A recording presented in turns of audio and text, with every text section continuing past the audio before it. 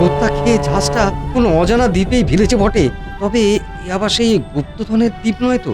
চারপাশটা একবার ঘুরে দেখি।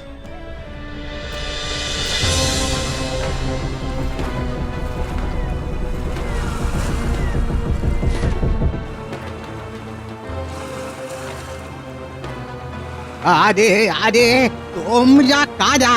কি করছো এখানে? আমি ওই ধনপতি বণিক, কপালের ফেরে এখন এই দ্বীপে এসে পড়েছি বটে, তবে এবার আমি আর আমার এই লোকজন ভালো করে চারদিক খুঁজে দেখবো।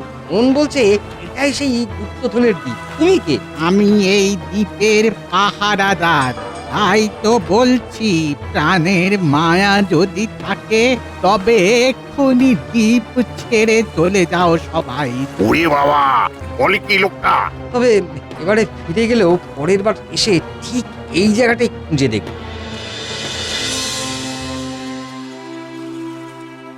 কি ব্যাপার কি দাদা?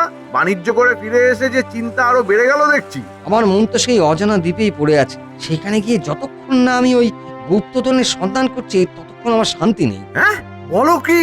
গুপ্তধনের দ্বীপ? আমি ভাবছি বুড়োটা আমাদের চলে যেতে বললো কেন? কি পাহারা দিচ্ছে সে ওখানে? হ্যাঁ, তাই যদি হয় তবে আমি যাব সেখানে আর নিজের আখের গোছাবো। হ্যাঁ, ওসব চিন্তা মন থেকে সরিয়ে কদিন একটু ভালো মন্দ খেয়ে শরীরটাকে চাঙ্গা করো বরং। সে পরে হবে, আগে আমার যেতে হবে। নিশ্চয়ই সেখানে কোনো গুপ্তধন আছে।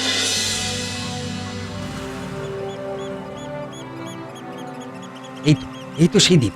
না, এবারে একেবারে কোমর বেঁধে নামবো।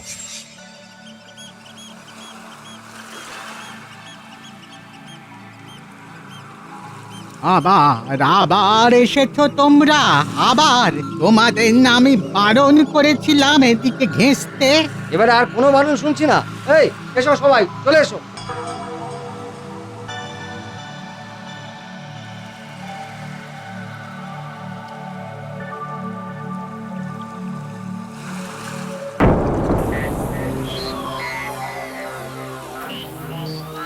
এই তো মাঝখানে একটা গর্ত, তার চারপাশে গাছপালাও নেই। মনে হচ্ছে এখানে কিছু পুঁতে রাখা আছে। এই, সবাই মিলে এখানে খোঁড়াখুড়ি শুরু করো।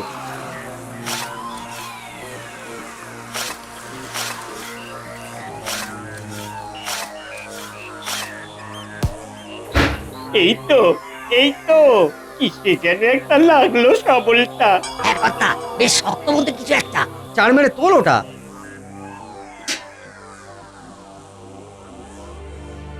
এই তো উঠছে মনে হচ্ছে। গুপ্তধন কোথায়? এটা তো একটা পাথরের চাই। না না, আরো খুঁড়তে হবে। এক ঘর। এর বেশি নামলে কিন্তু বিপদ আছে কর্তা। অনেকটাই নিচে নেমে এসেছি। আরে বেশি কথা না বলে কাজ কর। কত সত্যি সত্যি মাটি এই মনে হচ্ছে। ওরে বাবা!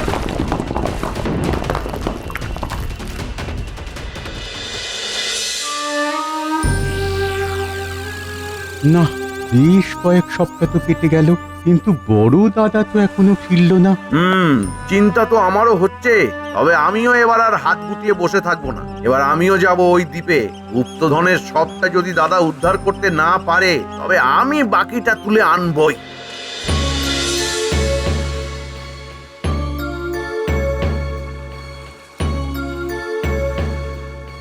এই তো, যেমনটা শুনেছিলাম তাতে তো মনে হচ্ছে এই সেই দ্বীপ। তোমরা কারা? কেন এসেছো এখানে? এসব জেনে তোমার কি কাজ? তুমিও গুপ্তধনের সন্ধানে এসেছো? না না, লোভ করো না। লোভের ফল মোটেই ভালো হয় না। এখনই ফিরে যাও। খালি হাতে আমি কিছুতেই ফিরবো না।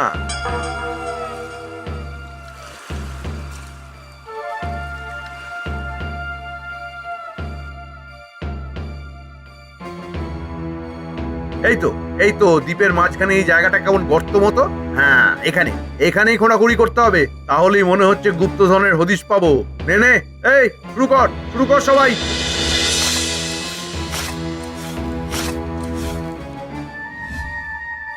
বেশ অনেকটাই তো খুঁড়ে ফেললাম কর্তা। এবার কিন্তু বিপদ হবে। মাটির ফাঁক ফোকর দিয়ে জল বেরোচ্ছে, জল তো ভাসিয়ে নিয়ে যাবে। যা হয় হবে, তবে কাজ থামালে হবে না। গুপ্তধন আমার চাই চাই। কিন্তু এবার যে পালাতে হবে কর্তা, জল ঢুকতে শুরু করেছে, জল ঢুকতে শুরু করেছে। এই রে এই রে এই এই এবার তো সত্যি সত্যি জলের তরে সবাই ভেসে যাবো মনে হচ্ছে। এই এবারে কি হবে? ওরে বাবা রে, গেলাম গেলাম গেলাম।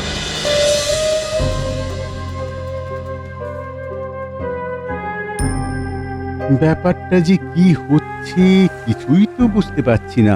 তবে দাদাদের যদি কোনো সত্যি বিপদ হয় তবে তো আমাকে তাদের উদ্ধার করে আনতেই হবে।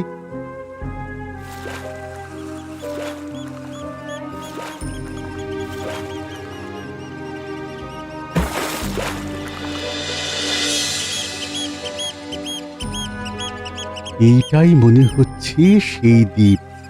তুমি আবার কেন এলে?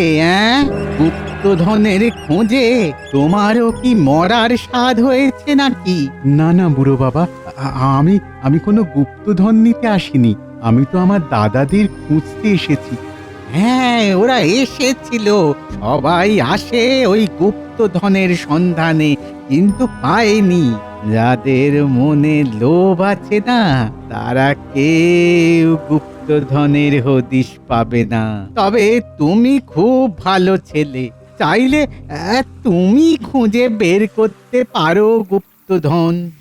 রোদে জলে দাঁড়িয়ে সে ঠায়, ভর দুপুরে হেলে পড়ে ডাকে, কাছে আয় কাছে আয়। এসবের মানে কি? বুড়ো বাবার কথা শুনে যা বুঝলাম তাতে মনে হচ্ছে দাদাদের বোধহয় আর খুঁজে পাওয়া যাবে না।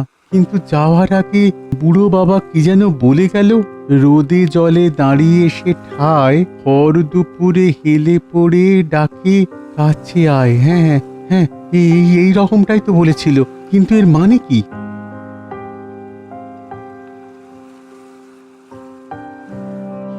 আরে আরে আরে, সারা দ্বীপে কোনো গাছ নেই, শুধু একটাই নারকেল গাছ যেন এক পায়ে ঠায় দাঁড়িয়ে আছে। আর ভর দুপুরে ও ছায়াটাও ওই তো দূরে পাথরের খাঁজে গিয়ে পড়েছে। তবে কি, হ্যাঁ হ্যাঁ হ্যাঁ, মনে হচ্ছে এইটাই ওই বুড়ো বাবা আকার ইঙ্গিতে আমায় বুঝিয়েছিলেন।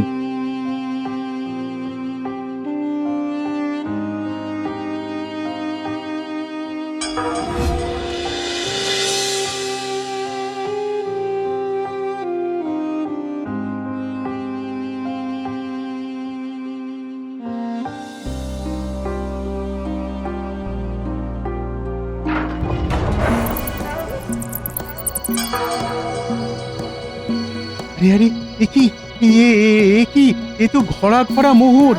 এই নিয়েই আমি দেশে ফিরে গিয়ে সাধারণ মানুষের সেবা করব, কিন্তু তার আগে আমাকে বুড়ো বাবাকে সব বলতে হবে।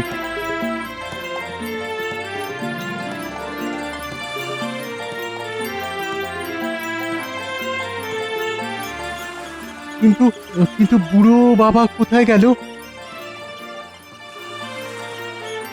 এবারে তবে আমি লোকেদের সেবা করেই এই গুপ্তধনের সঠিক ব্যবহার করব।